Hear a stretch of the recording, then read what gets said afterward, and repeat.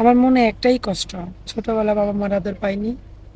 বয়স 24 হয়ে গেছে, এখনো ভালো একজন মনের মানুষ পেলাম না যে নাকি আমার বাকি জীবনের দায়িত্ব নেবে। তো আল্লাহর কাছে একটাই চাওয়া যে আমার মৃত্যুর আগে বাবা মার সুখটা তো পেলাম না, জানি স্বামী সুখটা পেয়ে মরতে পারি। একটা সুন্দর সংসার, একটা ভালো মনের স্বামী, ইনশাল্লাহ আল্লাহর কাছে আর কিছু চাই না। সুপ্রিয় দর্শক, আসসালামু আলাইকুম। দেশে দেশে বাইরে থেকে যারা আমাদের ভিডিওটি দেখছেন, সকলকে স্বাগতম জানাচ্ছি। ক্যামেরার সামনে আমাদের একটি বোন দাঁড়িয়ে আছে, তার সাথে কথা বলবো, তার পরিচয় জানবো। আসসালামু আলাইকুম আপু। ওয়ালাইকুম আসসালাম। আসসালামু আলাইকুম ভাইয়া। ওয়ালাইকুম আসসালাম। আপু, আপনার নাম? আমার নাম মিষ্টি ইসলাম। মিষ্টি ইসলাম। মিষ্টি ইসলাম, দেশে বাড়ি কোথায়? ঠাকুরগাঁও। ঠাকুরগাঁতে। পরিবারে কি কে আছে আপু? ভাইয়া আমার কপালে পরিবার বলতে বোঝায় 5 বছর বয়সে আমার মা মারা গেছে। তো অতটুকু বড় হয়েছি এতিমখানায় থেকে। আমার বাবা আবার বিয়ে করেছে, দেন আমার সৎ মা আমাকে বাসা থেকে বের করে দিয়েছে। সে আমাকে রাখতে পারবে না, তারপর কোথায় থাকবো? আমার নানুর বাসায়ও আমার খালা ছিল, উনি আগেই মারা গেছে, মার আগে। তো নানুও মারা গেছে। আমার কেউ নেই পৃথিবীতে, আপন বলতে আমার আল্লাহ ছাড়া আমার কেউ নেই। সব থেকেও আজকে আমি নিঃস্ব হয়ে আপনাদের এখানে এসেছি। আমি এতিমখানায় থেকে ইন্টার পর্যন্ত লেখাপড়া করেছি। আচ্ছা আপু, আপনি কোনো আর্থিক সহযোগিতার জন্য আসছেন? না ভাইয়া, আর্থিক সহযোগিতার জন্য আসিনি।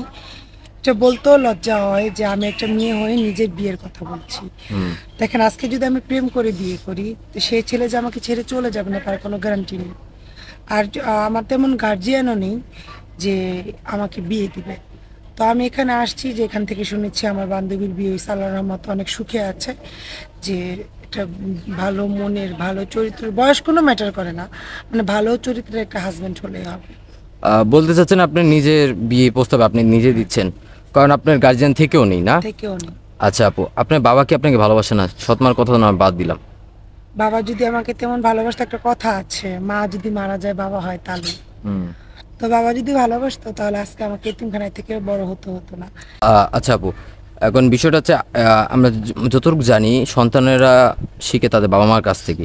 এখন কোনো ভাই যদি আপনাকে বিয়ের প্রস্তাব দেয়, তার সন্তান থাকে, স্ত্রী মারা গেছে বা ছেড়ে চলে গেছে, আপনিও তো আপনাকে বিয়ে করলে আপনিও সৎমা হবেন, তাই না? হ্যাঁ, এখন কি আপনি আপনার মা আপনার সাথে যেরকম ব্যবহার করছে আপনি করবেন?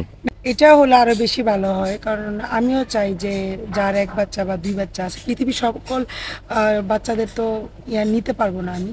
তো একটা বাচ্চা বা দুইটা বাচ্চা আছে, তাদের আমি সৎ মা, যে মা হওয়া যায়, এটা দেখিয়ে দিতে চাই। আল্লাহ যদি আমাকে ওই তৌফিক দেয়, তো আমার মাকেও আমি দেখে দেবো, ওনাকেও আল্লাহ বাঁচিয়ে রাখুক যে সৎ মা ও মা হওয়া যায়। আচ্ছা আপু, তো কোনো ভাই যদি আপনাকে এই ভিডিও দেখে পছন্দ করে, আপনার বিয়ের প্রস্তাবটা দিবে কিভাবে, যোগাযোগ করবে কিভাবে আপনার সাথে? আপনাদের মাধ্যমে। আপনার পার্সোনাল ফোন নাই? না, আমার পার্সোনাল কোনো ফোন নেই। আচ্ছা, এই 2025-এর ভিতরে এমন কোনো তো লোক নাই যাদের কাছে ফোন নাই। বাটন ফোন হলেও তো থাকে। ভাই আমার একটা বাটন ফোন ছিল, দেন আসার সময় গাড়ি থেকে ঘুমিয়ে পড়ছিলাম, হুম। পড়ে গেছে। ও, আপনি খেয়াল রাখতে পারেন এই ফোনটার না প্রতি, না না? না, ছোট তো ফোনটা, মানে ব্যাগ থেকে পড়ে গেছে, বলতে পারি না। হুম। কিন্তু ভাইয়া এই যুগের মধ্যে অনেক মানুষ রেল লাইনের ধারে ঘুমায়, ব্রিজের তলে ঘুমায়, এই যুগে এসে ঘুমায়। আচ্ছা আপু, ঠিক আছে, তো এখন আমাদের সাথে যোগাযোগ করলে তো হবে, তাই না? হ্যাঁ। সুপ্রিয় দর্শক, ইতিমধ্যে দেখতে পাচ্ছেন স্ক্রিনে একটি নাম্বার, এই নাম্বার ইমো হোয়াটসঅ্যাপ খোলা আছে।